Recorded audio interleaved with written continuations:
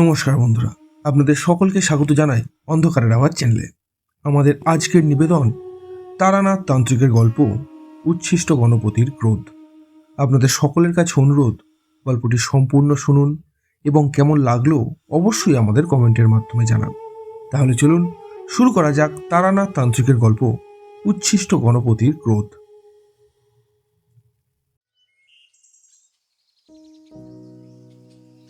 এই নিন প্রসাদ। এই যে বিভূতি, তুমিও নাও। কিশোরীর বাড়িয়ে দেওয়া লাড্ডু খেতে খেতে বললাম, তা কোথায় গণেশ পুজো ছিল? বাড়িতে নাকি? আরে না না, বাড়িতে পুজো থাকলে তো তোমাদের অবশ্যই বলতাম। আসলে গতকাল আমার এক দুঃসম্পর্কের আত্মীয়ের বাড়িতে গণেশ পুজোর আমন্ত্রণে গিয়েছিলাম, যদিও ওনাদের সাথে সেরকম যোগাযোগ ছিল না। কিন্তু গত বছর একটা অনুষ্ঠানে গিয়ে ওনাদের সাথে আত্মীয়তা আবার ঘনিষ্ঠ হয়ে উঠেছিল। তাই এবার ওনাদের বাড়ির প্রতিষ্ঠিত গণেশ পুজো উপলক্ষে আমাদের নিমন্ত্রণ করেছিলেন। বললে বিশ্বাস করবে না, ওদের বাড়ির প্রতিষ্ঠিত গণেশ ঠাকুরের উচ্চতা নয় নয় করেও আমার সমান তো হয়েই যাবে। অমন শুভ্র মূর্তি দেখলে মনে আপনা আপনি ভক্তি জাগে। হলুদ বস্ত্রে, চতুর্হস্তে, সুর মুখে হাসি ফুটিয়ে, পায়ের কাছে ছোট্ট ইঁদুর বাহন নিয়ে নিজের পবিত্রতার আধিপত্য বিস্তার করে দিচ্ছিলেন সকলের মধ্যে। আমি যে ওনার মূর্তির সামনে শান্ত মনে কতক্ষণ বসেছিলাম তার খেয়ালই নেই। ওনাদের বাড়ি থেকে ফেরার সময় পিসিমাই আমার বাড়ির সকলের জন্য আলাদাভাবে এই প্রসাদ পাঠিয়ে দিয়েছিলেন। তাই ওই একটু ঠাকুরের প্রসাদ আপনাদের জন্যও আনলাম। ও আচ্ছা, তাই বলো। তা ওনাদের বাড়ির প্রতিষ্ঠিত ঠাকুর মানে প্রতি বছরই তো গণেশ চতুর্থীতে বেশ বড় করেই পুজো হয়। হ্যাঁ হ্যাঁ, প্রতি বছরই বেশ বড় করে পুজো হয়, কিন্তু আমি এই প্রথমবারই ওনাদের বাড়ি গেলাম পুজো উপলক্ষে। তবে যাই বলো, খাওয়া দাওয়াটা বেশ জমিয়ে হয়েছে ওনাদের বাড়ি। আহ, কি স্বাদ সেই খাবারের, এখনো যেন মুখে লেগে আছে। এই হচ্ছে কিশোরীর এক বদগুণ। কথায় কথায় কেবল খাওয়া আর খাওয়া। কিন্তু তারানাথ এত কিছু কথার মাঝে থেকেও যেন নেই। কেমন একটা উদাস নয়নে চেয়ে রয়েছে শূন্য দৃষ্টিতে। সেই দৃষ্টির আড়ালে ওনার ভাবনার দল কত দূর দিগন্তে যে ছুটে চলেছে, তার ধ্যান ধারণা করা আমাদের মতন সাধারণ মানুষের সাধ্য নয়। সত্যি, উনি যে মাঝে মাঝে ভাবনার কোন অতল সাগরে ডুব দেন তা উনিই একমাত্র জানেন। তবে যখন ভাবনার অতল গহ্বর থেকে আবার বাস্তবের মাটিতে ফিরে আসেন, তখন আমাদের জন্য নিয়ে আসেন ওনার অতীত জীবনের ঘটনাকে ঘিরে এক রাশ গল্পের সম্ভার। কিন্তু এই সময় ওনার এই অহেতুক উদাসীনতাকে দূর করবার জন্য আমি বললাম, কি ঠাকুরমশাই, আজ এত চুপচাপ যে? কিছু হয়েছে নাকি? আসার পর থেকে দেখছি কেমন চুপচাপ হয়ে বসে রয়েছেন। কিছু সমস্যা হলে বলতে পারেন। তারানাথ আমার কথা শুনে মৃদু শান্ত গলায় বলল, না না, সমস্যা সেরকম কিছু না। দেহে প্রাণ থাকলে তো সমস্যার সম্মুখীন হতেই হবে। তবে সেসব নিয়ে আমার অত চিন্তা ভাবনা নেই। সমস্যা থাকলে সমাধানও নিশ্চয়ই থাকবে। যদি সমাধান নাও থাকে তাহলে নিজেকেই সমাধান বের করে নিতে হবে। কিন্তু এই মুহূর্তে গণেশ ঠাকুরের নাম শুনে আমার বহু যুগ আগের একটা ঘটনা মনে পড়ে গেল। সেই ঘটনা আজও মনে পড়লে বুকের ভেতরটা কেমন যেন কেঁপে ওঠে। উফ, কি ভয়ানক ছিল সেই সময়টা। তাছাড়া ঘটনাটায় আমি একা নয়, আমার স্ত্রী মানে চারির মাও জড়িত ছিল।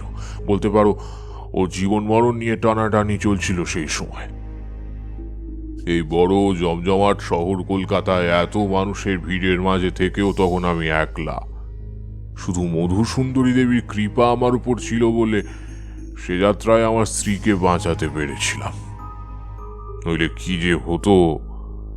কথাগুলো বলে একটা দীর্ঘশ্বাস ফেললেন উনি। প্রবল বেদনার ছাপ ওনার চোখে মুখে স্পষ্ট হয়ে ফুটে উঠেছে। এর আগে ওনার স্ত্রীকে নিয়ে টুকটাক কথা বললেও আজ ওনার স্ত্রী সম্পর্কে বলতে গিয়ে ওনার চোখটা যে বারবার ঝাপসা হয়ে উঠছিল, আমি আর কিশোরী দুজনেই তা লক্ষ্য করলাম।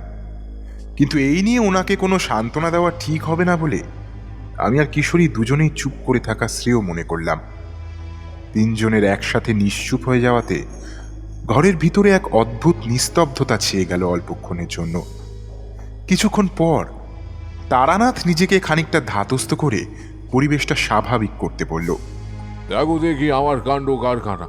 সারা সপ্তাহের শেষে তোমরা কোথায় খোশ মেজাজে আমার এখানে একটু গল্প করতে আসো, আর সেখানে আমি কিনা না না, এখন বাদ দাও সব কথা। তা কিশোরী, আমার পাসিং শোটা এনেছো তো, নাকি সেটাও পুজোর বাড়ির খাবার খেয়ে ভুলে বসে আছো? তারানাথের কথা শুনে কিশোরী নিজের জিভ কেটে পকেট থেকে পাসিং শোয়ের প্যাকেটটা তারানাথের সামনে বাড়িয়ে দিয়ে নাটকীয় ভঙ্গিতে বলল, আপনার কাছে আসবো অথচ এই জিনিসটা আনবো না, তা কি কখনো হতে পারে? আমরা বাবু এই ছোট্ট একটা পাসিং শোয়ের জন্য আপনার বলা খাসা গল্প থেকে নিজেদের কিছুতেই বঞ্চিত রাখতে পারি না। এই সিগারেট খেয়েই তো আপনার ভেতর থেকে এক এক করে যে গল্পের সম্ভার বেরিয়ে আসে, তা তো আমরা বেশ আয়েশ করেই শুনি। তারানাথ কিশোরীর কথা শুনে কেবল মাথা নাড়িয়ে হাসল, কিছু বলল না। তা আজ কি গল্প শোনাবেন? উফ, এই তোমার এক সমস্যা। গল্প নয়, বলো আমার জীবনের বাস্তব ঘটনা। এই একই কথা তোমাদের বারবার বলেও আমি বুঝিয়ে উঠতে পারি না, এ তো মহা মুশকিল। তারানাথের মেজাজ চটেছে দেখে আমি কথা ঘোরাতে বললাম, বেশ বেশ, আমাদের ভুল হয়ে গেছে, কিন্তু আপনি একটা কথা বলুন, আমাদের জীবনে ঘটে চলা ঘটনাগুলো তো এক প্রকার গল্পই। আমার কথা শেষ হতে না হতেই তারানাথ বলল, ভুল কিছু বলছো না হে তুমি। আমাদের বাস্তব জীবন থেকেই তো গল্পের সূচনা হয়, কিন্তু বাস্তব যতটা কঠিন হয়, যতটা সত্যি হয়, গল্প কিন্তু হয় না। গল্পে নিজের মতো করে বানিয়ে গুছিয়ে নিয়ে মিথ্যের আশ্রয় নেওয়া যায়, নিজের মনের মতো করে সাজিয়ে নিয়ে আনন্দ পাওয়া যায়। বাস্তবে কি আমরা যেমন চাই তেমন হয় বলো? হয় না। আমার জীবনে ঘটে যাওয়া এই ঘটনাগুলো যখন আমি তোমাদের বলি, তখন মাঝে মাঝে মনে হয় ওই সময় একটা ভুল পদক্ষেপে হয়তো আমার প্রাণটাই চলে যেত, কিন্তু ওই যে জন্ম মৃত্যু সবটাই ওনার হাতে। তাই এখনো পর্যন্ত তোমাদের মাঝে বসে দিব্যি ফুরফুরে মেজাজে গল্প করছি। ব্যাস, এবার একটু ফুরফুরে মেজাজে আপনার জীবনের একটা ঘটনার কথা বলুন তো দেখি। আর কিছুতেই তর্স হইছে না যে। কিশোরীর কথায় তারানাথ কয়েক মুহূর্ত আমাদের দিকে দৃষ্টিপাত করে শান্ত গলায় বললেন, দুজনের মনে যেটা চলছে সেটা মুখ ফুটে বলতে তোমাদের সমস্যা হচ্ছে নাকি? নাকি আমায় তখন শান্ত হয়ে যেতে দেখে বলার সাহস পাচ্ছ না? তোমরা যে কিছুক্ষণ আগে বলা আমার স্ত্রীর সাথে ঘটা ঘটনাটা শোনার জন্য উৎসুক হয়ে বসে আছো, তা আমি বেশ ভালোই বুঝতে পারছি। তোমাদের চোখ মুখ দেখে তোমাদের মনের কথা বুঝতে আমার একটু অসুবিধা হয় না। তারানাথের এমন কথায় আমরা আর চমকে উঠি না। এসব বিষয় এখন আমাদের কাছে বড়ই স্বাভাবিক হয়ে উঠেছে। প্রথম প্রথম এসবে তাজ্জব হতাম বটে, কিন্তু এখন আর হই না। সামনে থাকা মানুষের ভাবভঙ্গি লক্ষ্য করে উনি যে কিভাবে এক নিমেষে তার মনের গোপন চিন্তা পড়ে ফেলেন, তা কেবলমাত্র উনিই জানেন। ওনার কথা শুনে কিশোরী ইতস্তত করে বলল, না মানে আপনি যদি বলতে না চান কোনো সমস্যা নেই, আমরা বরং অন্য বিষয় নিয়ে গল্প করি। কি বলো বিভূতি? হ্যাঁ হ্যাঁ, তাই হোক। কিশোরী নিজের বক্তব্যের মাঝে হঠাৎ আমার নাম জুড়ে দেওয়ায় আমি খানিক চমকেই উঠেছিলাম। তারপর ওর কথায় তাল মিলিয়ে জোর গলায় হ্যাঁ বললেও মনে মনে খুব করে চাইছিলাম তারানাথ যেন একটু আগে বলা ঘটনার কথাই আমাদের বলেন। সত্যি বলতে কি, তারানাথের মুখে ওনার স্ত্রী মানে বৌদিদিকে নিয়ে এরকম কথা আগে কখনোই শুনিনি। তাই বিষয়টা নিয়ে মনের মধ্যে একটু বেশি কৌতূহল হচ্ছিল বই কি, কিন্তু কাউকে অতীতের দুঃসময়ের কথা মনে করিয়ে দিয়ে তাদের অন্তরের মধ্যে আবার সেই একই দুঃখের সঞ্চার করা উচিত নয় ভেবেই আমরা দুজনে চুপ করে গেলাম। কিন্তু তারানাথ সেই নিস্তব্ধতাকে বেশিক্ষণ স্থায়ী হতে দিল না। নিজের ভরাট গলায় বলতে শুরু করলো, সেই সময় নিজেকে আরো উচ্চ দীক্ষায় দীক্ষিত করার জন্য এদিক ওদিক ঘুরে বেড়াচ্ছি। একজন ভালো সাধকের সন্ধান তখন খুব গুরুত্বপূর্ণ হয়ে উঠেছে। অনেক গুরুর সৎসঙ্গ পেলেও, তন্ত্র সাধনা শিখলেও ঠিক সাধনার মতো সাধনা তখন আমার হয়ে ওঠেনি। তাই নিজেকে একজন উপযুক্ত সাধক হিসেবে গড়ে তোলার জন্য সাধকের সন্ধান করতে গিয়ে দেখা হয় বিষ্ণুর সাথে। তারানাথ এটুকু বলে থামতেই কিশোরী মহা উৎসাহ নিয়ে জিজ্ঞাসা করল, বিষ্ণু? তা উনি আপনার উচ্চ মার্গের সাধনা প্রক্রিয়ার গুরু নাকি? না না, আমি তো তোমাদের আগেই বলেছি, জীবনে অনেক সাধু সন্ন্যাসীদের সঙ্গ পেলেও উচ্চমার্গের সাধনা করার জন্য আমি তেমন গুরু পাইনি। তাছাড়া সেই ধরনের সাধনা আমার কপালেও ছিল না। তবে যেটুকু পেয়েছি সেটুকুই অনেক। যাই হোক, বিষ্ণুর কথা বলার আগে ওর সাথে কিভাবে সাক্ষাৎ ঘটেছিল সেই ঘটনাটা বলি। তখন কিশোর বয়স, মনে একরাশ উত্তেজনা, পৃথিবীকে নতুন করে জানার এক প্রবল কৌতূহল নিয়ে বাড়ি থেকে বেরিয়ে কত যে নতুন নতুন জায়গায় ঘুরেছি তার ঠিক নেই। একবার কি মনে হতে হঠাৎ করেই রওনা দিয়েছিলাম তন্ত্র সাধনার গর্ভগৃহ তারাপীঠের উদ্দেশ্যে। শুনেছিলাম একজন বড় সাধক ওখানে সাধনা করে মা তারার অনেকবার দেখা পেয়েছেন। তাই ওনার সঙ্গ পেতেই ছুটেছিলাম ওখানে। ট্রেনের দ্রুত গতিতায় একটার পর একটা স্টেশন পেছনে ফেলে যখন আমি আমার গন্তব্যে এসে পৌঁছেছি, তখন প্রায় সন্ধে নেমেছে। স্টেশন চত্বরে নেমে দেখি সেরকম মানুষজনের আনাগোনা নেই। আমি খানিক ক্লান্ত হয়ে এদিক ওদিক তাকিয়ে একটা ফাঁকা বেঞ্চে নিজের দেহ এলিয়ে চোখ বন্ধ করে বসে পড়লাম। সকাল থেকে পেটে খাবারের দানা পড়েনি, তার উপর জ্যৈষ্ঠের দাবদাহ, তীব্র গরম, ট্রেনের ঝাঁকুনিতে আমার একেবারে শোচনীয় অবস্থা। গলা জিভ একেবারে শুকিয়ে কাঠ। একটু জলের জন্য প্রাণটা ছটফট করছে। একটু যে উঠে দাঁড়াবো সেই শক্তিটুকুও শরীরে অবশিষ্ট নেই বললেই চলে। এমন সময় পাশ থেকে কেউ একটা আমার সামনে পেতলের ঘটি বাড়িয়ে দিয়ে মিহি অথচ তীক্ষ্ণ গলায় বলল, এইটুকু পথ অতিক্রম করে আসতেই যদি এমন ক্লান্ত হয়ে পড়ো, তাহলে তোমার ত্রিকাল বাবার কাছে সাধনা করার স্বপ্ন বাতাসে উড়িয়ে দাও। ওনার কাছে সাধনা করতে গেলে শক্তি চায়, বল চায়, একনিষ্ঠতা চায়। তাছাড়া উনি এমনিতেও কাউকে শিষ্য হিসাবে গ্রহণ করেন না। আর তোমার যে অবস্থা, তোমাকে তো উনি কখনোই শিষ্য হিসাবে গ্রহণ করবেনই না। ছাড়ো, এ সমস্ত কথা বাদ দিয়ে নাও, এখন জলটা পান করে আগে তেষ্টা মেটাও, তারপর না হয় তোমার খাবার ব্যবস্থাও করে দিচ্ছি। হঠাৎ করে অপরিচিত জায়গায় একজন অপরিচিত ব্যক্তির মুখে নিজের সম্পর্কে এরকম শ্লেষ মাখানো কথা শুনে যে কারু রেগে ওঠা স্বাভাবিক। আমিও প্রবল রাগে আক্রোশে শরীরের ক্লান্তির কথা ভুলে অন্ধকারের মধ্যে টলমল পায়ে উঠে দাঁড়ালাম তাকে যোগ্য জবাব দেওয়ার জন্য। কিন্তু এই আলো আঁধারির মধ্যে না তো তার মুখটা ঠিক স্পষ্ট করে বুঝতে পারছি, না তার অবয়বটা ঠিক করে ঠাউর করতে পারছি। তবুও অপমানের যোগ্য জবাব দিতে নিজের অবশিষ্ট শক্তিটুকু জড়ো করে গলা উঁচিয়ে বললাম, কে হে? তুমি যে আমায় অন করে বলছো, তোমার সাহস তো কম না। আর তোমার গলা শুনে তো মনে হয় না তোমায় চিনি বললে। তাহলে এমন একজন অপরিচিত মানুষকে এসব কথা বলো কোন সাহসে? তাছাড়া তুমি আমার ব্যাপারে এই কথাগুলো জানলেই বা কেমন করে? সামনের ব্যক্তিটি আমার কথা শুনে টিনের খিনখিনে শব্দের মতো আওয়াজ করে হেসে বলল, অন্ধকারের মধ্যে আমায় দেখতে পাচ্ছ না বলে আমার গলা শুনে বুঝতে চাইছো বুঝি আমি কে? দাঁড়াও দাঁড়াও দাঁড়াও, আমি বরং আলোর ব্যবস্থা করি, তারপর না হয় আমায় ভালো করে দেখো। হ্যাঁ, লোকটির অমন ঠেস দিয়ে বলা কথাগুলো শুনে মাথার মধ্যে রাগটা আরো বেশি পরিমাণে চড়তে লাগলো। মনে মনে কতগুলো কথা সাজিয়ে নিয়ে তাকে শোনাতে যাব, এমন সময় ভেলকিবাজির মতো কোথা থেকে একটা লণ্ঠন জ্বলে উঠল লোকটার হাতে। লোকটার হাতে যে আগে থেকেই লণ্ঠন ছিল না সে ব্যাপারে আমি 100% নিশ্চিত। আর তার অন্য হাতে তখনও সেই পেতলের ঘটিটা ধরা। কিন্তু বাতাসের মধ্যে দিয়ে তো আর লণ্ঠন উড়ে উড়ে আসা সম্ভব না।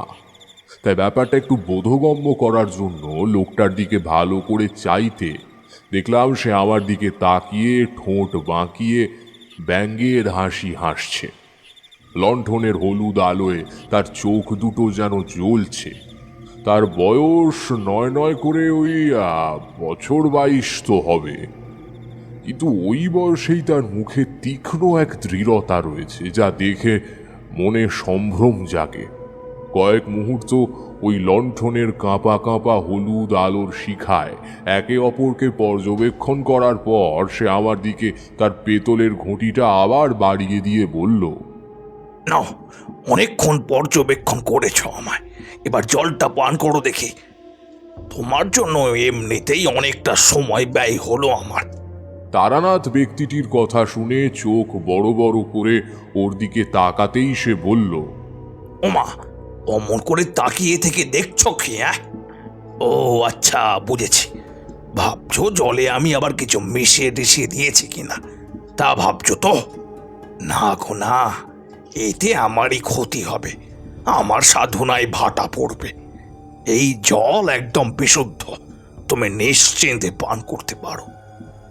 সত্যি বলতে তখন আমার গলা শুকিয়ে একেবারে মরুভূমির রূপ ধারণ করেছে।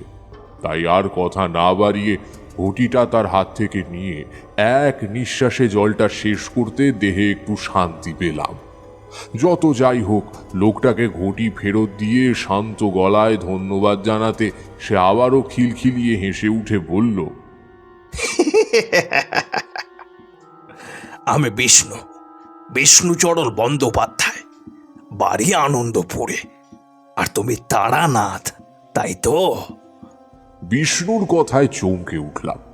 ওর মুখের দিকে ভালো করে লক্ষ্য করেও মনে পড়ল না এর আগে আমরা পরিচিত কিনা।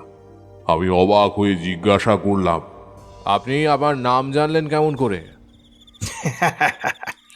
বেশ তো, তুমি করেই বলছিলে, তুমি করেই বলো। তুমি আর আমি প্রায় সমবয়সী। তার এই হেঁয়ালি কথাবার্তা আর সহ্য করতে না পেরে আমি শক্ত কণ্ঠে জিজ্ঞাসা করলাম, তা তুমি ঠিক কে বলো তো? তখন থেকে দেখছি আমায় নিয়ে একটার পর একটা কথা বলে যাচ্ছ, অথচ তোমায় আগে থেকে চিনি বলেও তো মনে পড়ছে না। তুমি আবার ভণ্ড নও তো? ভণ্ডামি? না না, সেসব আমার কম্য নয়। এ সমস্ত আমার দীর্ঘ 5 বছরের সাধনার ফল। এখন এখানে এসেছি ত্রিকাল বাবার কাছে ওনার শিষ্যত্ব গ্রহণ করতে, যেমন তুমি এসেছো। কিন্তু একটা কথা জানো তো, উনি যে কোনো কাউকে নিজের শিষ্য হিসাবে গ্রহণ করেন না। তুমি তো সেখানে একেবারেই যোগ্য না। এতক্ষণ ধরে বিষ্ণুর নানান কথায় এতটুকু বুঝে গিয়েছিলাম যে ছেলেটি একেবারেই আত্ম অহংকারে পরিপূর্ণ। ওকে কিছু বোঝাতে যাওয়াটা বড় মূর্খামি ছাড়া আর কিছু না। তাই চুপ করে থেকে কেবল মুচকি হাসলাম। আমায় অমন শান্ত হয়ে মুচকি হাসতে দেখে বিষ্ণু ততক্ষণে নিজের খোলস ছেড়ে বেরিয়ে এসে কিছুটা চিৎকার করে বলল, কি ব্যাপার, হাসছো যে? কি এমন বললাম তোমায়? তুমি নিজেও জানো না ত্রিকাল বাবা ঠিক কতটা উচ্চ মার্গের সাধক, আর সেখানে তুমি অতি নগণ্য। সামান্য পথ অতিক্রম করে এই যে হাত পা ছড়িয়ে বসে আছো। বিষ্ণুর কথা শুনে আমি তেমনই শান্ত গলায় বললাম, বেশ তো, আমি কখন বললাম যে ত্রিকাল বাবার শিষ্য হওয়ার জন্য আমি যোগ্য আর তুমিই বা অযোগ্য? আমার তো মনে হয় এখানে বসে এ বিষয়ে আলোচনা করাটাই আমাদের দুজনের জন্য মূর্খামি। তার থেকে ভালো ওনার কাছে যাওয়া। ওনার কাছে গেলেই তো জানতে পারবো আমাদের মধ্যে ওনার শিষ্য হওয়ার জন্য কে যোগ্য আর কে অযোগ্য। আবার এরকমটাও তো হতে পারে উনি আমাদের দুজনকেই একই সাথে ওনার শিষ্য হিসেবে গ্রহণ করলেন। না, সেটা কখনোই সম্ভব নয়। উনি কেবল একজনকে শিষ্য হিসেবে গ্রহণ করতে পারেন, আর সেটা হচ্ছে আমি। বেশ বেশ, তোমার কথাই রইল। তবে তার জন্য আগে ওনার কাছে পৌঁছনো দরকার। তো তুমি জানো উনি কোন স্থানে সাধনা করেন? হ্যাঁ, চলো আমার সাথে চলো। স্টেশন চত্বর থেকে বেরিয়ে কাঁকড় বেছানো মাটির পথ ধরে রওনা দিলাম ত্রিকাল বাবার উদ্দেশ্যে। পথের চারিদিকে শুধু সারি সারি ধান ক্ষেত, কোথাও কোনো জনবসতি নেই। খোলা আকাশের ছড়িয়ে ছিটিয়ে থাকা নক্ষত্রের দল টিমটিম করে নিজেদের অস্তিত্ব আলোর মাধ্যমে ছড়িয়ে দিচ্ছে পৃথিবীর বুকে। চাঁদের আলোয় ধানক্ষেতটাও নবরূপে সজ্জিত বলে মনে হচ্ছিল। পথে যেতে যেতে বার কয়েক বিষ্ণুর সাথে কথা হলেও বেশিরভাগ সময়টাই দুজনে নিজেদের ভাবনায় একেবারে মগ্ন হয়েছিলাম। মেঠো পথ পেরিয়ে প্রায় ঘণ্টাখানেক হাঁটার পর এক নির্জন স্থানে এসে দাঁড়ালাম। চাঁদের ক্ষীণ আলোয় চারপাশটায় চোখ বোলাতে দেখলাম চারিদিকে শুধু মৃতদেহ পোড়ানোর কাঠের ছাই, কোথাও জ্বলন্ত চিতা, কোথাও বা মানুষের দেহের হাড়গোড় এদিকে ওইদিকে করে ছড়িয়ে ছিটিয়ে পড়ে আছে। এতদিন ধরে সাধনার সাথে যুক্ত থাকা এসব দেখে আর ভয় পেলাম না। চুপ করে দাঁড়িয়ে রইলাম। বিষ্ণু একবার আমার দিকে আর চোখে তাকিয়ে বলল, চলো চলো, সামনের দিকে এগিয়ে চলো, ওখানেই ওনাকে পাওয়া যাবে। বিষ্ণুর কথা মতো সামনে এগিয়ে যেতেই দেখলাম একজন মরার খুলি সামনে রেখে তার চারপাশে আগুন জ্বালিয়ে এক মনে ধ্যান করছে। আমরা দুজন পরস্পরের মুখের দিকে তাকিয়ে নিঃশব্দে ওনার সামনে গিয়ে বসলাম। প্রায় ঘণ্টাখানেক চুপচাপ বসে থাকার পর হঠাৎ একটা মিহি ডাকে চমকে উঠলাম। সামনে তাকিয়ে দেখি ত্রিকাল বাবা চোখ মেলে তাকিয়েছে। ওনার স্থির দৃষ্টি আমার দিকেই। উনি আবারও শান্ত গলায় বললেন, কি চাই তোদের এখানে? কেন এসেছিস? বাবা, আমি বিষ্ণু। আমি সেই সুদূর গ্রাম থেকে এখানে ছুটে এসেছি আপনার কাছে শিষ্যত্ব গ্রহণ করব বলে। আমাকে আপনার শিষ্য হিসাবে গ্রহণ করে নিন। আপনি যা বলবেন, যেমনভাবে বলবেন, সব করব। শুধু আমি আপনার মতো পার্থিব আর অপার্থিব শক্তি অর্জন করতে চাই। তারপর বিষ্ণু কথা শেষ করার আগেই ত্রিকাল বাবা ওকে থামিয়ে দিয়ে আমার দিকে তাকিয়ে বলল, কিরে, তোর নাম কি? আমি ওনার কথায় সামান্য নড়ে চড়ে উঠে বললাম, আমি তারানাথ। তা যে সাধনার জন্য তুই পা বাড়িয়েছিস, সেই সাধনার উচ্চ মার্গে পৌঁছানো তোর পক্ষে কোনোভাবেই সম্ভব নয়। এটা নিশ্চয়ই তুই আগে থেকেই জানিস। তবে চিন্তা নেই, তুই যখন আমার কাছে এসেছিস তখন সাধনার মাধ্যমে আমার কিছু শক্তি তোর মধ্যে দিয়ে যাব। তোর যে বহু আগেই মহাপুরুষের সাথে সাক্ষাৎ ঘটে গেছে দেখছি। চিন্তা নেই, সব ভালো হবে তোর। এই বলে উনি ওনার হাতটা আমার মাথায় রাখলেন। ওনার স্পর্শের সাথে সাথেই আমার শরীরের মধ্যে দিয়ে কেমন একটা হিমেল তরঙ্গ বয়ে গেল। সঙ্গে সঙ্গে ওনার দিকে তাকাতেই উনি আমার দিকে তাকিয়ে মাথা নেড়ে মৃদু হাসলেন। আমাদের কথার মাঝে বিষ্ণু নিজের উপস্থিতি জানাতে বলল, বাবা, আপনি আমাকে শিষ্য হিসাবে গ্রহণ করবেন তো? বিষ্ণুর কথায় বাবা গম্ভীর হয়ে বললেন, তুই যে সাধনার জন্য আমার কাছে এসেছিস সেই সাধনা পাপের সাধনা। ওতে করে কেবল মানুষের অনিষ্ট সাধন হয়। শয়তানের আস্তানা ওই সাধনা। আমি মায়ের ছেলে, ওসব শয়তানের সাধনা আমি করি না। তুই কি ভেবেছিস আমার কাছে সাধনা করে আমায় সন্তুষ্ট করে উচ্চ মার্গে পৌঁছাতে পারবি তুই? ভুল ভুল, তোর এই ধারণা সম্পূর্ণ ভুল। এখানে আর এক মুহূর্ত থাকবি না তুই, না হলে আমার হাতেই তোর মৃত্যু নিশ্চিত। বাবার অমন গর্জনে শুধু আমি নয়, বিষ্ণু নিজেও চমকে উঠেছি। কিছুক্ষণ অবিশ্বাস আর ক্রুদ্ধ চোখে আমাদের দিকে তাকিয়ে বসে থেকে উঠে দাঁড়িয়ে বাবার দিকে প্রণাম ঠুকে প্রস্থানের পথে পা বাড়ালো বিষ্ণু। কিন্তু কিছু দূর গিয়ে আবার থমকে দাঁড়িয়ে আমার দিকে ফিরে বলল, আমি যেমন এত কাছে এসেও আবার ফিরে যাচ্ছি, ঠিক তেমনভাবে একদিন তুই নিজের কাউকে চোখের সামনে হারাতে দেখবি। শত চেষ্টা করেও কিছুতেই কিছু করে উঠতে পারবি না তুই। সেদিন বুঝবি সামনে থেকেও হারিয়ে ফেলার কি যন্ত্রণা। কথাগুলো বলেই আর এক মুহূর্ত দেরি না করে অন্ধকারের মধ্যে নিজেকে মিশিয়ে নিয়ে হঠাৎই বাতাসের মধ্যে ও যেন মিলিয়ে গেল। আমি তখনও স্তব্ধ হয়ে বসে আছি আর মনে মনে ওর কথাগুলো আউড়ে যাচ্ছি। এতক্ষণ যে তুমি সম্বোধনে কথা বলছিল, তার হঠাৎ তুই সম্বোধনে আমি তো অবাক হয়ে গেছি। তাছাড়া বিষ্ণু কি বলে গেল এক্ষুনি? হারিয়ে ফেলবো কাছের মানুষকে, তাও আবার চোখের সামনে।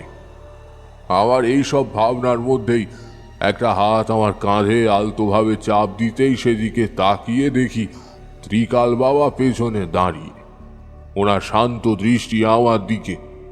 এতক্ষণ উনি আমার বিপরীত দিকে বসে থাকায় আগুনের ওই আলো অন্ধকারে ওনার মুখটা ঠিকভাবে বুঝতে পারি।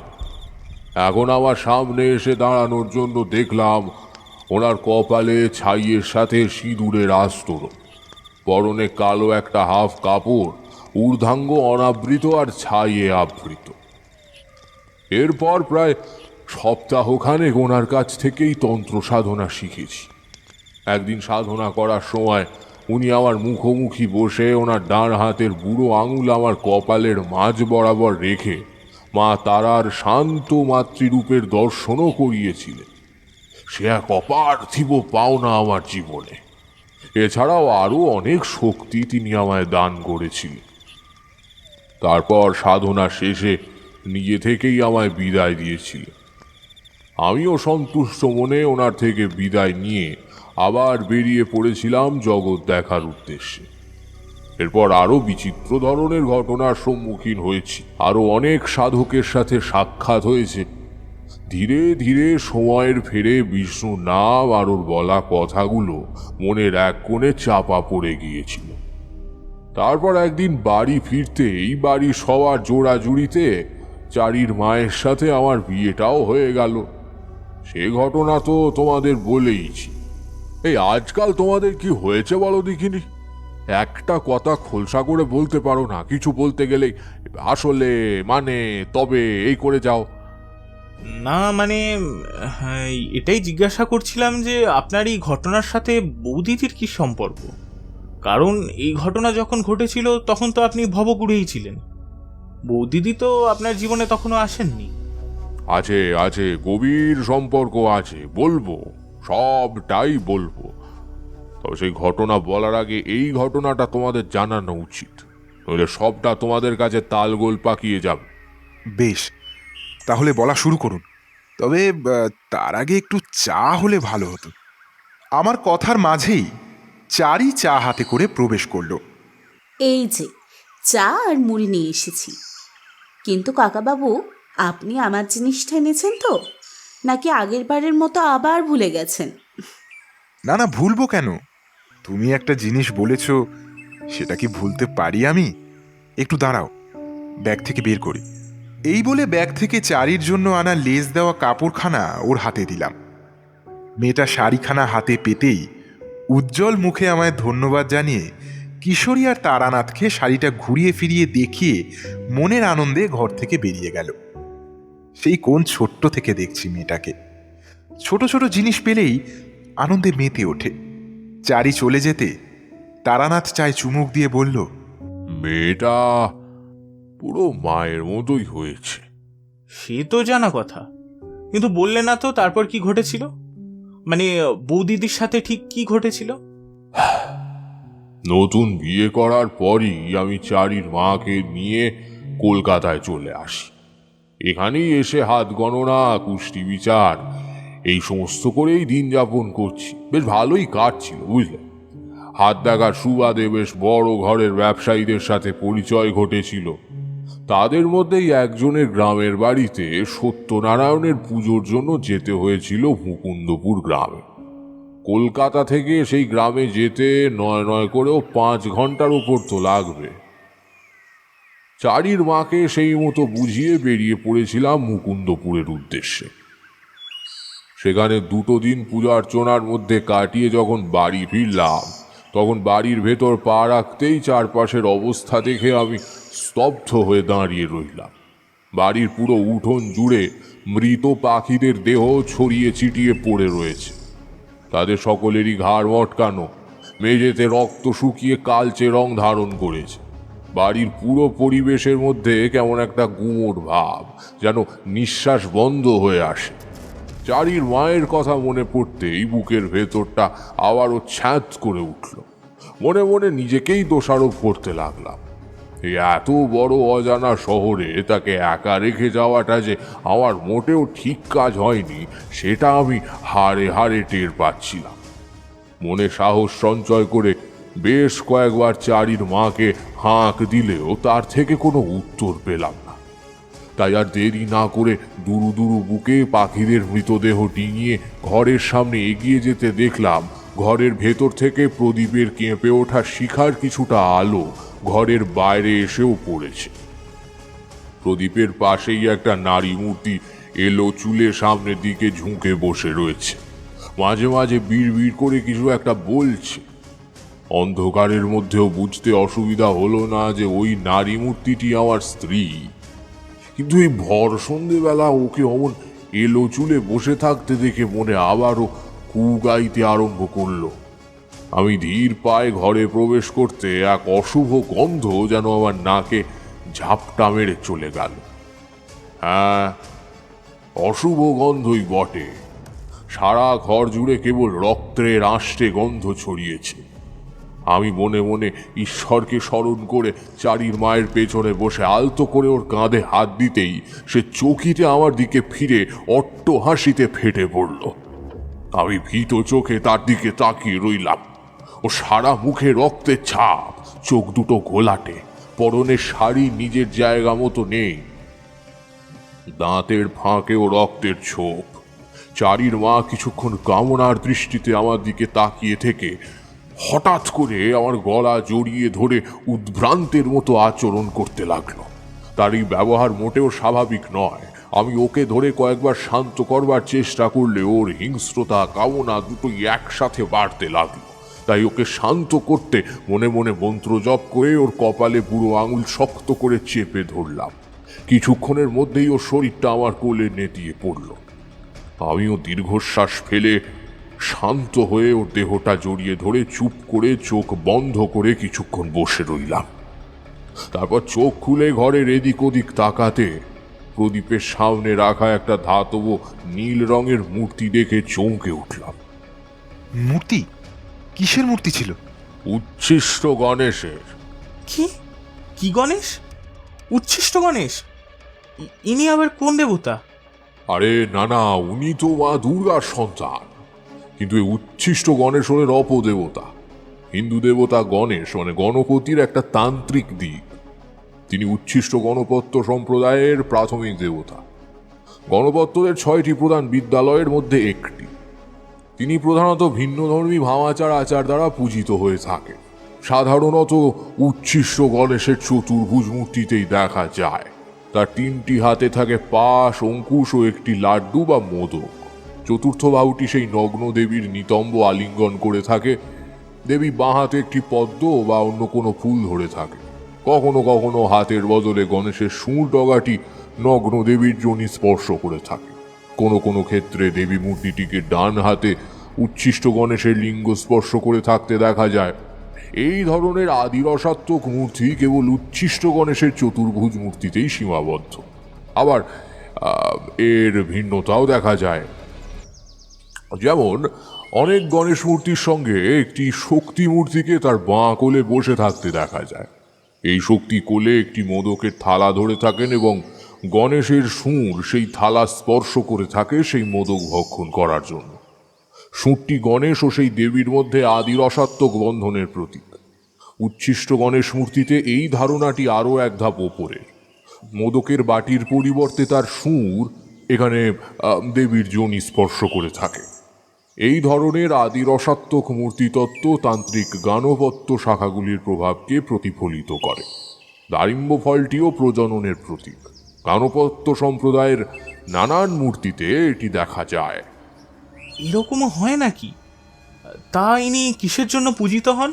উচ্ছিষ্ট গণেশকে 6টি অভিচার ক্রিয়ার জন্য অশুভ উদ্দেশ্যে মন্ত্রের প্রয়োগ করে পূজা করা হয়। মনে করা হয় তার মন্ত্রের মাধ্যমে মন্ত্র উচ্চারণকারী তার শত্রুকে মোহগ্রস্ত করতে পারে, আকর্ষিত করতে পারে, ঈর্ষান্বিত করতে পারে, বশ করতে পারে, অসার করতে পারে বা হত্যা করতে পারে। এই পূজার নিয়মও আলাদা।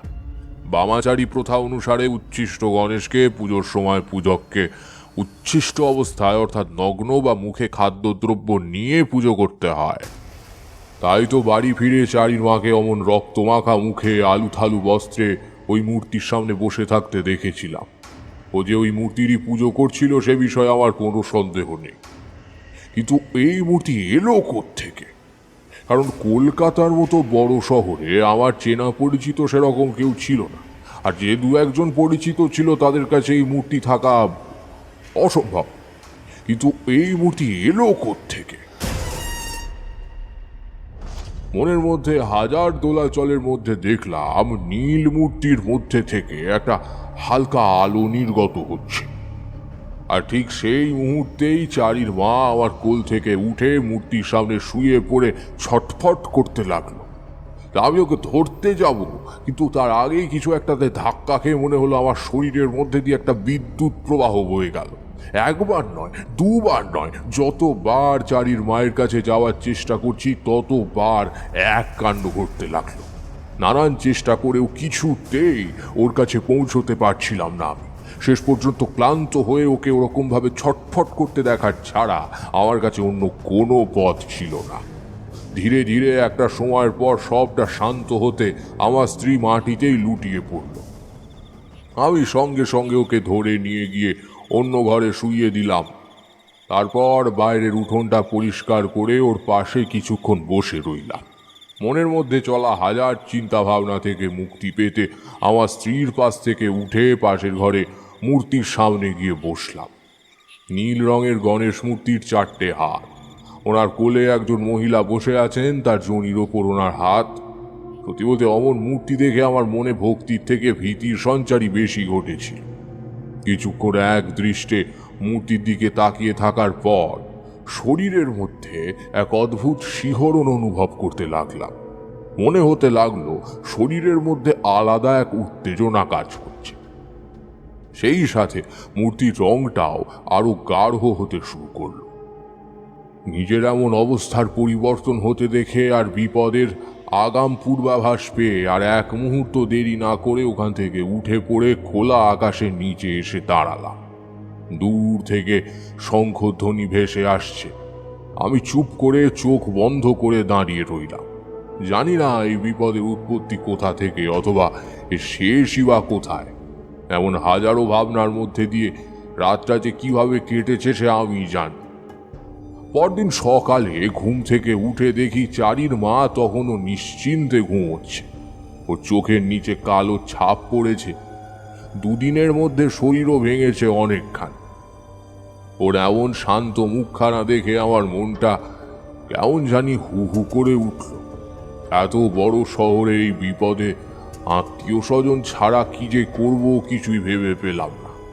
বেশ কিছুক্ষণ চুপ করে হাজার ভাবনা চিন্তা করেও যখন এই বিপদ থেকে রক্ষা পাওয়ার কোনো উপায় পেলাম না, তখন নিজেকে আরো বেশি করে অসহায় মনে হতে লাগলো। এমন সময় দরজায় টোকা পড়ার শব্দে চকিতে উঠে দরজা খুলে দেওয়ার জন্য সেদিকে এগিয়ে গেলাম। দরজা খুলতেই দেখি একজন বৃদ্ধ লাঠিতে ভর দিয়ে দাঁড়িয়ে রয়েছে।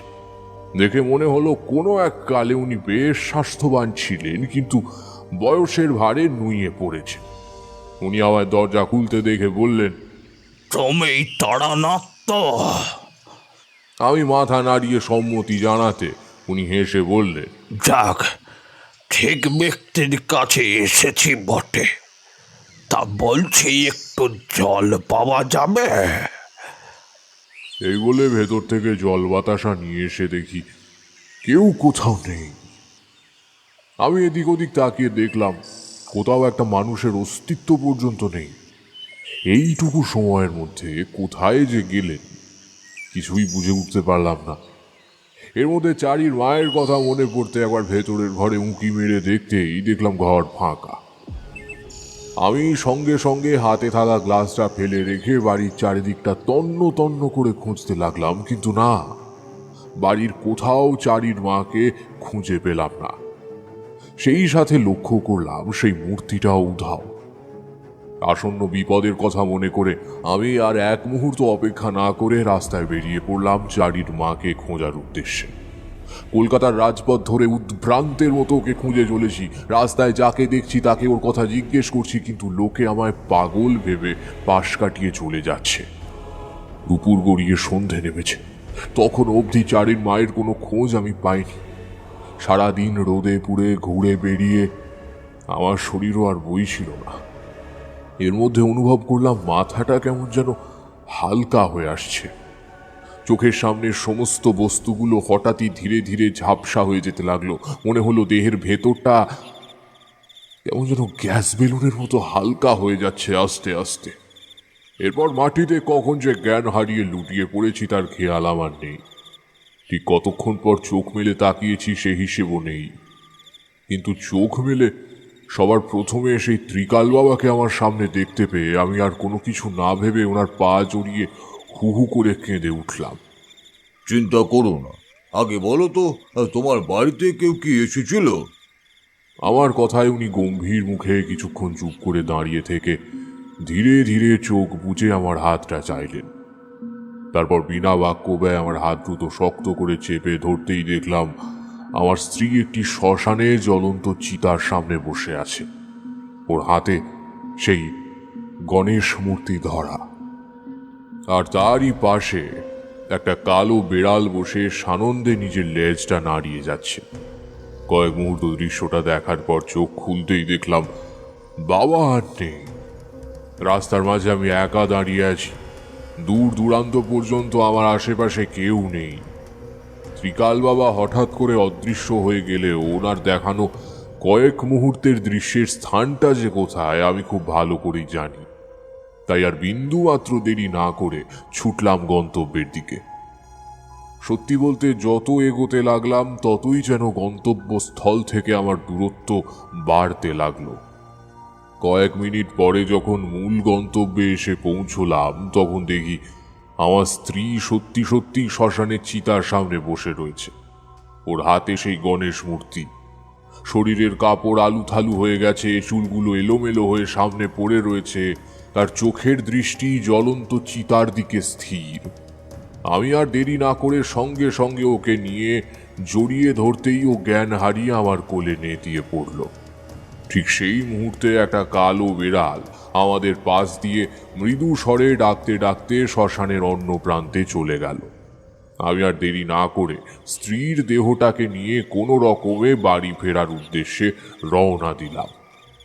বাড়ি পৌঁছে চারির মাকে শুইয়ে দিয়ে মনে মনে ভগবানের কাছে আর বাবার উদ্দেশ্যে প্রণাম জানালাম। সত্যি আর যদি উনি না থাকতেন, কোথায় কোথায় ওকে খুঁজতাম, বা ওর যদি ভালো মন্দ কিছু একটা হয়ে যেত তাহলে বাড়ির সকলের কাছেই বা কি জবাব দিতাম আর ভাবতে পারলাম না। এই একটার পর একটা ঘটে চলা কাণ্ডের কারণে মাথাটা একেবারে দপ দপ করছে। একবার চারির মায়ের ঘুমন্ত মুখের দিকে তাকালাম। সে বেশ নিশ্চিন্তে ঘুমিয়ে আছে।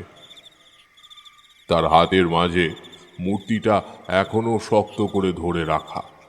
আমি শত চেষ্টা করেও মূর্তিটা ওর থেকে আলাদা করতে পারিনি। তাই সেই চেষ্টা ত্যাগ করে ঘর থেকে বেরিয়ে ঠান্ডা জল দিয়ে হাত মুখ ধুয়ে শান্ত হয়ে দাওয়ায় হেলান দিয়ে বসে রইলাম। কাল বাড়ি ফেরার পর থেকে যে একটার পর একটা ঘটনা ঘটে চলেছে তা এখন নিজের কাছেই অবিশ্বাস্য মনে হচ্ছে। চোখ বুজে বসে থাকতে থাকতে মনের ভাবনা বেড়াজাল ডিঙিয়ে ছুটে চলেছে দূর দূরান্তের পানে, যেখানে এক এক করে ভেসে উঠছে আমার ছোটবেলার স্মৃতি, আমার বন্ধুদের সাথে মাছ ধরতে যাওয়ার স্মৃতি, কিংবা বাড়ির মায়ের কোলে শুয়ে নানান গল্প শুনতে শুনতে ঘুমিয়ে পড়ার যে আনন্দ ছিল সব যেন কোথায় হারিয়ে গেল। এর মধ্যে অনুভব করলাম একটা শীতল হাত আমার গলায় ধীরে ধীরে চেপে বসছে। আমি চকিতে চোখ মেলে তাকাতে দেখলাম চারির মা পেছন থেকে দুহাত দিয়ে আমার গলাটা চেপে ধরেছে।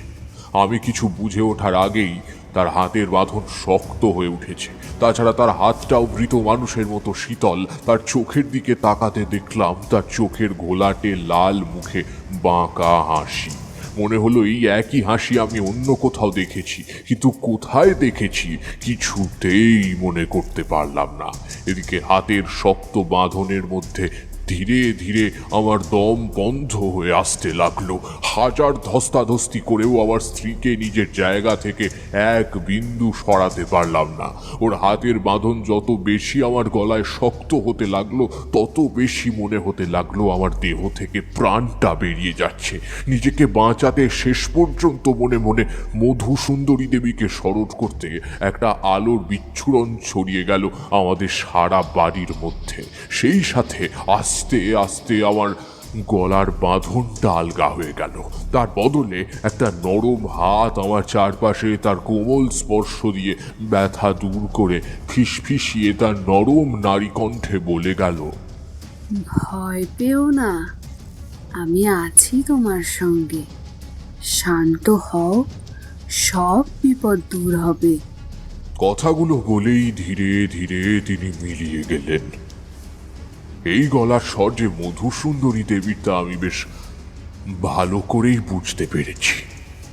এমন সময় পাশ থেকে আরেকটা নারী কণ্ঠ শুনে চমকে উঠলাম। চোখ মেলে তাকাতে দেখলাম আমার স্ত্রী আমার দিকে তাকিয়ে, তার আলু থালু কাপড়টা এখন ভালো করে গায়ে জড়ানো। সে আমার দিকে বিস্মিত নয়নে চেয়ে বলল, কি গো, অমন করে ওই দাওয়ায় শুয়ে আছো যে? আমি তখনও নিজের চোখকে বিশ্বাস করতে পারছি না। একটু আগে যে অপশক্তি দ্বারা চালিত হয়ে আমায় হত্যা করতে যাচ্ছিল, সে এখন পুরোপুরি সুস্থ স্বাভাবিকভাবে আমার সামনে বসে আমার কুশল জিজ্ঞাসা করছে। আমায় চুপ করে বসে থাকতে দেখে ও এবার উদ্বিগ্ন কণ্ঠে বলল, কি গো, শরীর খারাপ হলো নাকি? অমন চুপ করে বসে রয়েছো কেন? কষ্ট হচ্ছে নাকি এতটা পথ অতিক্রম করে এসে?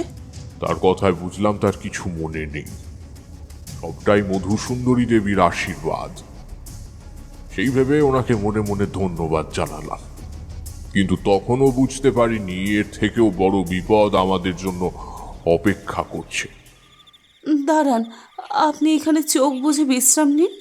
আমি আপনার জন্য আদা নিয়ে 1 কাপ কড়া করে চা করে আনছি। ওটা খাবেন, দেখবেন মাথা একেবারে ছেড়ে যাবে। কথাগুলো বলে আর এক মুহূর্ত দেরি না করে ও রান্নাঘরের দিকে চলে গেল। এই বিপদের হাত থেকে এত সহজে মুক্তি পেয়ে যাব ভাবতে পারিনি। চোখ ঘুরিয়ে দেখলাম মূর্তিটাও আশেপাশে নেই। সেটা নিশ্চয়ই মধুসুন্দরী দেবীর সাথে নিয়ে গেছেন, অথবা তার আলাদা ব্যবস্থা করে দিয়ে গেছে। এই ভেবে মনে মনে যথেষ্ট আনন্দ পেলাম। আমার ভাবনার মাঝেই চারির মা গরম ধোঁয়া ওঠা চায়ের কাপ নিয়ে হাজির। আমার হাতে ধরিয়ে দিয়ে নিজের হাতে নারকেল তেল দিয়ে আমার মাথায় মাখিয়ে দিতে দিতে বলল, এতটা পথ গরমে গেছেন এসেছেন, মাথা ব্যথা তো হবেই। আমি বরং ভালো করে তেল মাখিয়ে দিই, দেখবেন মাথা ব্যথা একেবারে কমে গেছে। ওর অমন আগের মতো শান্ত স্বাভাবিক গলায় কথা শুনে এক প্রকার নিশ্চিন্ত হয়ে গরম চায় চুমুক দিতে দিতে কেবল মাথা নেড়ে সম্মতি জানালাম। মনের মধ্যে নানান জিজ্ঞাসা থাকলেও এই মুহূর্তে ওকে সেসব প্রশ্ন করা ঠিক হবে না বলে মনে করে চুপ করে রইলাম। বেশ কিছুক্ষণ পর চারির মা আমার মাথা টিপে দেওয়ার পর বলল, তুমি বসো, আমি একবার সন্ধে দেখিয়ে দিই ঘর দালানে। ও হ্যাঁ, একটা কথা বলতে তো তোমায় ভুলেই গেছি। তোমার ছোটবেলার বন্ধু, কি যেন নাম বলেছিল, মনে পড়ছে না। তবে সে তোমার জন্য একটা গণেশ ঠাকুরের মূর্তি দিয়ে গেছেন। কথাটা শুনে আমি শরীর টান টান করে বসলাম। বুঝলাম কোনো কিছুর সমাপ্তি ঘটেনি। চারির মা তখনও বলে চলেছে, জানো তো, অমন গণেশ ঠাকুরের মূর্তি আমি আগে কখনো দেখিনি। মূর্তির রংটা কেমন যেন নীল, তারপর আবার একজন নগ্ন মেয়ে ওনার কোলে বসে রয়েছেন। দেখে ভক্তির চেয়ে ভয় লাগে বেশি। সে বলে গেল এই মূর্তিকে যেন আমি প্রতিদিন পুজো করি, আর তুমি আসলে তখন তুমি পুজো করবে। তাই আমি নিত্যদিন ওনার পুজো করি। তুমি যখন এসে পড়েছ, তখন কাল থেকে তুমিই পুজো করবে। আমি এখন যাই, গিয়ে এখন সন্ধে দেখিয়ে আসি। এসে তোমার থেকে ওখানকার গল্প শুনবো না হয়। আর মূর্তিটা ওই ঘরেই রাখা আছে, পারলে একবার দেখে এসো।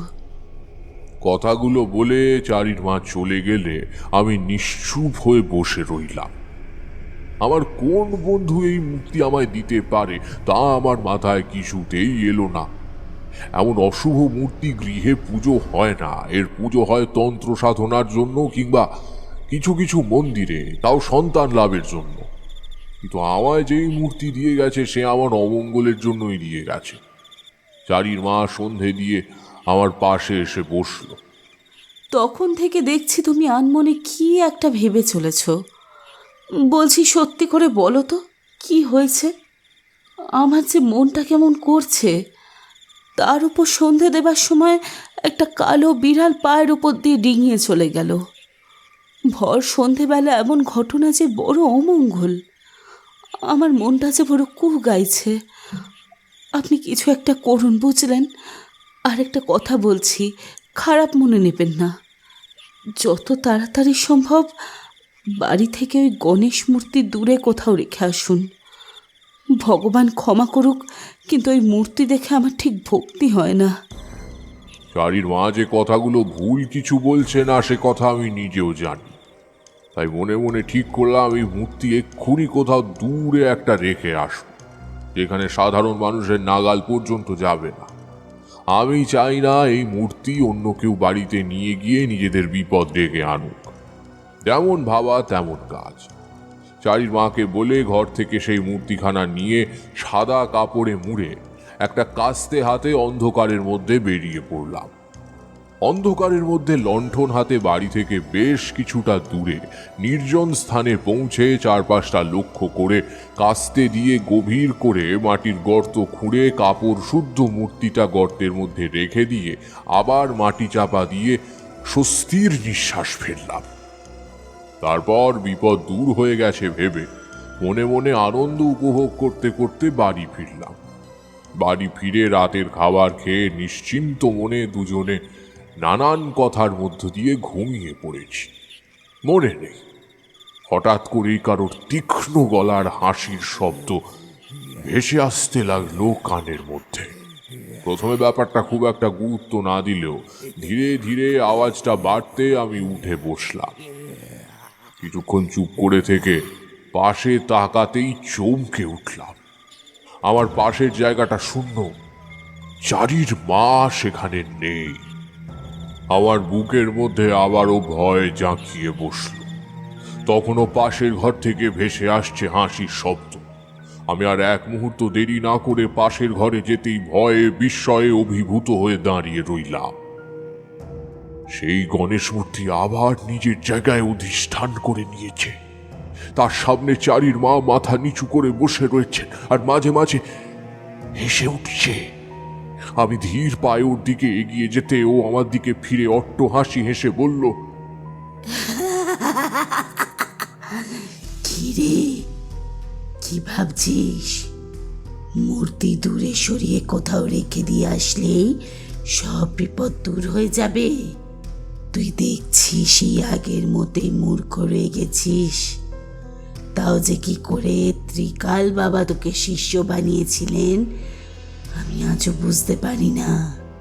ওনার যোগ্য শিষ্য যদি কেউ হতে পারত তাহলে সেটা আমি হতাম। কথাগুলো শুনে আমি চমকে উঠলাম।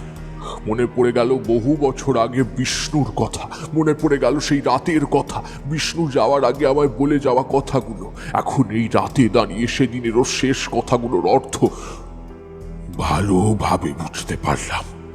সাথে সাথেই চারির মাকে হারানোর প্রবল ভয় আমার মনের মধ্যে জেগে বসল। তোর জন্য সেদিন আমায় ত্রিকাল বাবা আমায় সাধনার থেকে বঞ্চিত করেছিলেন। সেদিন যদি উনি আমায় শিষ্য হিসেবে গ্রহণ করতেন আজ আমি অসীম ক্ষমতার অধিকারী হতাম। পৃথিবীর এমন কোনো শক্তি থাকতো না যা যা আমায় পরাস্ত করতে পারতো। কিন্তু কিন্তু সব তোর জন্য শেষ হয়ে গেল। তোর জন্যই সেদিন আমার সাধনায় বিঘ্ন ঘটেছিল। তাই এরপর থেকে যাতে তুইও আমার মতো কষ্ট ভোগ করতে পারিস তার ব্যবস্থাই করে দিয়েছি। এই উচ্ছিষ্ট গণেশ যার বাড়িতে স্থান পায় সেই বাড়িতে চরম অমঙ্গল ঘটে, মৃত্যু ডেকে আনে ঝড়ের গতিতে। এই যেমন তোর স্ত্রী মরবে, তুই দাঁড়িয়ে দাঁড়িয়ে কেবল দেখবি। আমি চাই তুই তোর চোখের সামনে নিজের স্ত্রীকে ছটফট করে মরতে দেখিস। তাতে করে তুই আমার পরিস্থিতিটা বুঝতে পারবি। শুধুমাত্র একজন গুরুর শিষ্য হতে না পারার কারণে কেউ যে এমন ভয়ঙ্কর হয়ে উঠতে পারে তা সত্যি আমার ধারণার বাইরে ছিল। কিন্তু তার এমন আচরণ দেখে নিজের রাগ সামলাতে না পেরে আমি চিৎকার করে বললাম, পরিস্থিতি? কোন পরিস্থিতির কথা বলছো তুমি? তুমি সাধনা করে শক্তি পেতে চেয়েছিলে মানুষের অনিষ্ট সাধনের জন্য। সাধনা করতে গেলে মন থেকে লোভ দূর করে করতে হয়, কিন্তু তোমার মনে যে শক্তির লোভ ছিল, শক্তির অপব্যবহার করে ক্ষমতার অধিকারী হতে চেয়েছিলে তুমি। আর সেদিন ত্রিকাল বাবা সঠিক চিনেছিলেন তোমায়। উনি যদি তোমায় দীক্ষা দিতেন তাহলে পরে তোমার অপকর্ম দেখে তোমার গুরু হিসেবে নিজেই ধিক্কার দিতেন নিজেকে। ভগবান সত্যি আছেন, ভগবান সত্যি আছেন, তাই তোমার মতো মনুষ্যরূপী শয়তানকে ত্রিকাল বাবার সাধনা যোগ্য মনে করেননি। তুমি আত্ম অহংকারে পরিপূর্ণ একটা মানুষ, কিন্তু ভুলে যেও না তোমার ঊর্ধ্বেও ঈশ্বর আছেন, উনি সমস্তটা লক্ষ্য করছেন। তাই সময় থাকতে নিজেকে শুধরে নাও, নইলে তোমার পরিণতি চরম দুঃখজনক হবে। আমার কথায় আমার স্ত্রীর শরীরে থাকা বিষ্ণুর আত্মা জ্বলতে থাকা প্রদীপখানা তুলে ছুঁড়ে নিয়ে মারল আমার দিকে। আচমকা আক্রমণে আমি নিজেকে রক্ষা করার সময়টুকু পাইনি। প্রদীপটা সোজা আমার কপালের ডান দিকে ধাক্কা খেয়ে শব্দ করে মাটিতে আছাড় খেয়ে দূরে গড়িয়ে পড়ল। আচমকা আঘাতে যন্ত্রণা একটু বেশি পেয়েছিলাম। চোখ বন্ধ করে মাটিতে বসে পড়ে কপালটা হাত দিয়ে ধরেই বুঝতে পারলাম ক্ষতস্থান থেকে রক্ত বেরোচ্ছে। এই কষ্ট হচ্ছে বুঝি? কষ্ট হচ্ছে? হোক হোক হোক, কষ্ট পেলেই তো আমি শান্তি পাবো। হ্যাঁ, এবার আরো বেশি কষ্ট পাবার জন্য তৈরি হ। তবে নিজের কষ্টের কথা পরে ভাববি। এখন এই দিকে চেয়ে দেখ, তোর স্ত্রী কেমন করে মৃত্যুর পথে একটু একটু করে এগিয়ে যায়, আর তার একমাত্র সাক্ষী থাকবি তুই। হ্যাঁ, তুই। তার কথা শেষ হতেই আমার স্ত্রী বেদনায় চিৎকার করে উঠল। আমি নিজের ব্যথা ভুলে চোখ মেলে তাকাতে দেখি আমার স্ত্রী নিজের বাম হাতের কবজির ওপরে ডান হাত দিয়ে একটা ধারালো খুঁড় চেপে ধরে রেখেছে। সেখান থেকে টপ টপ করে রক্তের ধারা গড়িয়ে পড়ছে। আমি আঁতকে উঠে তার কাছে যেতে গেলে অদৃশ্য কিছু একটা ধাক্কা খেয়ে পেছনে ছিটকে পড়লাম। সঙ্গে সঙ্গে ঘর জুড়ে অট্টহাসির আওয়াজ ভরে উঠল। আমি অসহায়ের মতো আমার স্ত্রীর বেদনা ভরা মুখের দিকে তাকিয়ে রইলাম। মূর্খ মানব, তোর এই মনোভাবের কারণেই আমি তোকে সেদিন শিষ্য বানাইনি। তুই শুধু মানুষের অমঙ্গল করতে পারিস। সেদিন তোকে ছেড়ে দেওয়াটাই আমার ভুল হয়েছিল। তবে আজ সেই পাপেরই প্রায়শ্চিত্ত করব আমি। হঠাৎ করে দরজাটার সামনে থেকে ত্রিকাল বাবার গলা পেয়ে সেদিকে তাকিয়ে দেখি উনি জ্বলন্ত চোখে সামনের দিকে তাকিয়ে। ওনাকে এখানে দেখে মনে মনে খানিক স্বস্তি অনুভব করলাম। কথাগুলো শেষ করেই উনি আর এক মুহূর্ত দেরি না করে ওনার হাতের ঘটি থেকে জল নিয়ে সারা ঘরের মধ্যে ছড়িয়ে দিতে লাগলেন। সঙ্গে সঙ্গে বিষ্ণুর আর্তনাদে গোটা ঘর কেঁপে উঠল যেন একবার। আমি সুযোগ বুঝে আমার স্ত্রীর কাছে ছুটে গিয়ে নিজের কাছে টেনে জড়িয়ে ধরে বসে রইলাম তাকে। বিষ্ণুর কণ্ঠ ততক্ষণে থেমে গেছে। ত্রিকাল বাবা আমার সামনে এগিয়ে এসে বলল, চিন্তা নেই, আমি আছি তোর সাথে। কিন্তু তার আগে মূর্তি ধ্বংস করতে হবে। তার জন্য যজ্ঞের আয়োজন করতে হবে আজই। আর মূল পুজোর আসনে বসতে হবে তোকে। কিরে, পারবি তো? আমি আমার স্ত্রীর মুখের দিকে তাকিয়ে সম্মতি জানালাম। খুব কম সময়ের মধ্যে পুজোর জোগাড় করে উচ্ছিষ্ট গণেশের সামনে পুজোয় বসলাম। আমার স্ত্রীকে ততক্ষণে হাতে ওষুধ লাগিয়ে দিলাম। দেহবন্ধনী করে দিয়ে পাশের ঘরে ঘুম পাড়িয়ে দরজা বন্ধ করে রেখে এসেছি। পুজোর জোগাড় সবকিছু ঠিকঠাক করে মূর্তির থেকে কোনাকুনি করে আসনে বসলাম।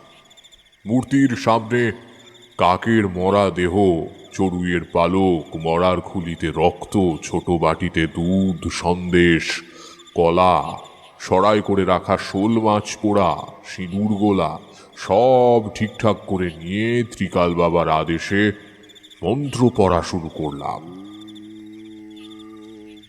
যজ্ঞের আগুনে একটু একটু করে ঘি, কলা, মুড়কি দান করে পোড়া শোল মাছের কিছুটা নিজের মুখে পুরে বাকিটা ওই উপদেবতার সামনে রেখে দিলাম।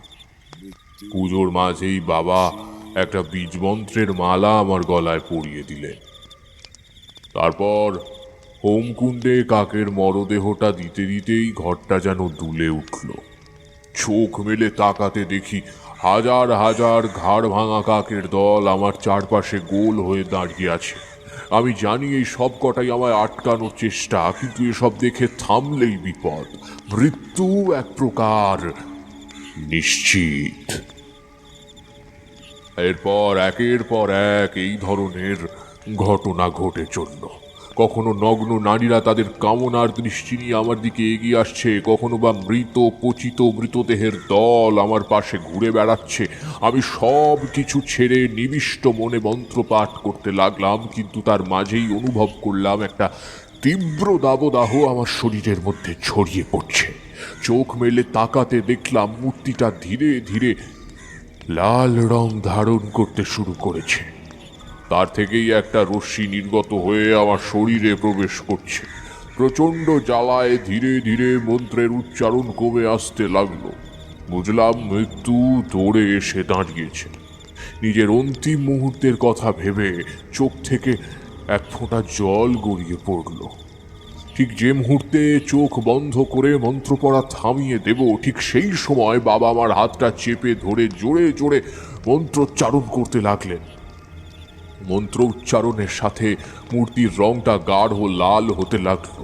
আমি আধভোজা চোখে সেদিকে তাকিয়ে রইলাম। তারপর হঠাৎই ঝড়ের মতো বাতাস বইতে লাগলো ঘরের সমস্ত জিনিস চারদিকে লন্ড ভন্ড হয়ে যেতে লাগলো। তবুও বাবা মন্ত্র পড়া থামালেন না। এরপর খুলিতে রাখা রক্তটা দিয়ে মূর্তিটা স্নান করিয়ে দিয়ে যজ্ঞের আগুনে ফেলে দিলেন। ধীরে ধীরে মূর্তির সর্বাঙ্গ জ্বলে যেতে লাগলো। সেই সাথে ভেসে আসতে লাগলো বহু কান্নার শব্দ।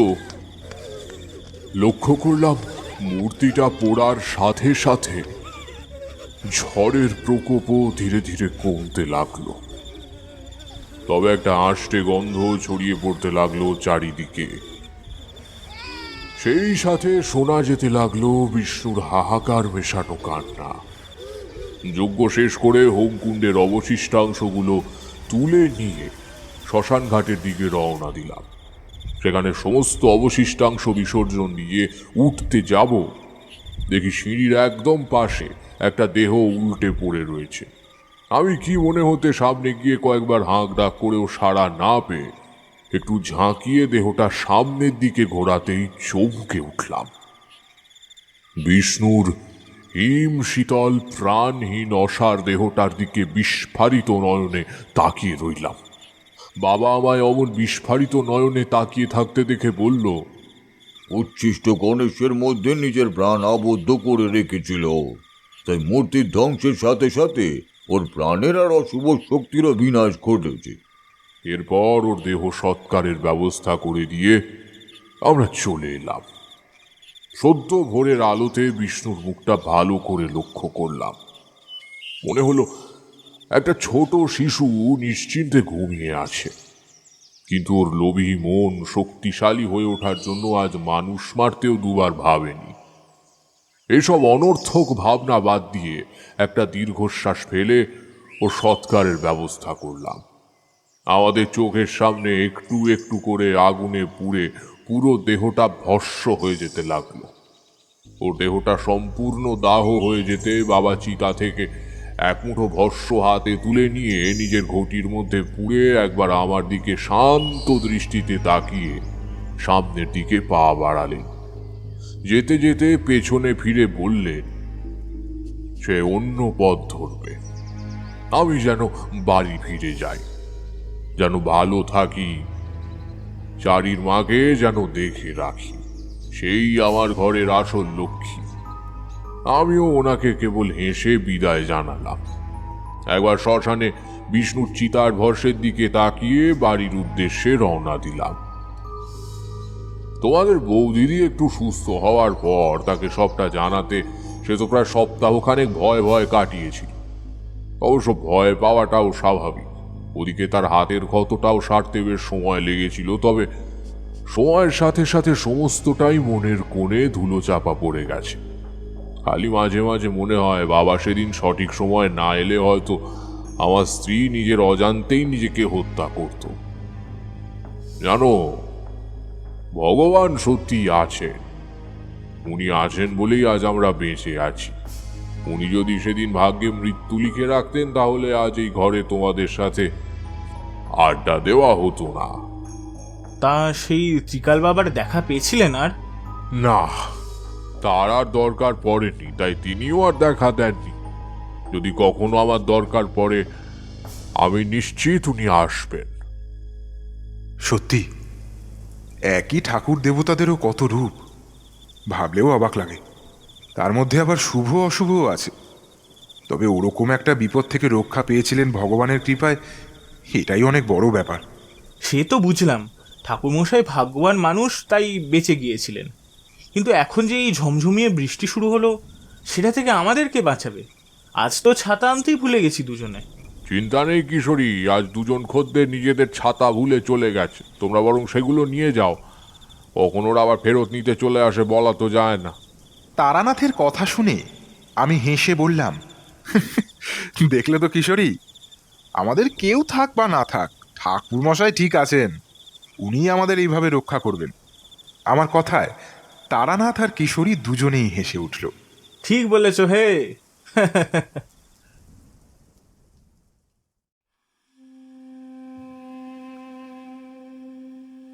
শুনছিলেন তারানাথ তান্ত্রিকের গল্প উচ্ছিষ্ট গণপতির ক্রোধ। গল্পটি আপনাদের কেমন লাগলো অবশ্যই আমাদের কমেন্টের মাধ্যমে জানান। যদি ভালো লেগে থাকে তাহলে একটি লাইক করবেন এবং এই রকম আরও গল্প শুনতে সাবস্ক্রাইব করতে পারেন অন্ধকারের আওয়াজ। দেখা হবে পরবর্তী একটি ভিডিওতে। ততক্ষণের জন্য সবাই ভালো থাকুন, সুস্থ থাকুন। সকলকে অসংখ্য ধন্যবাদ।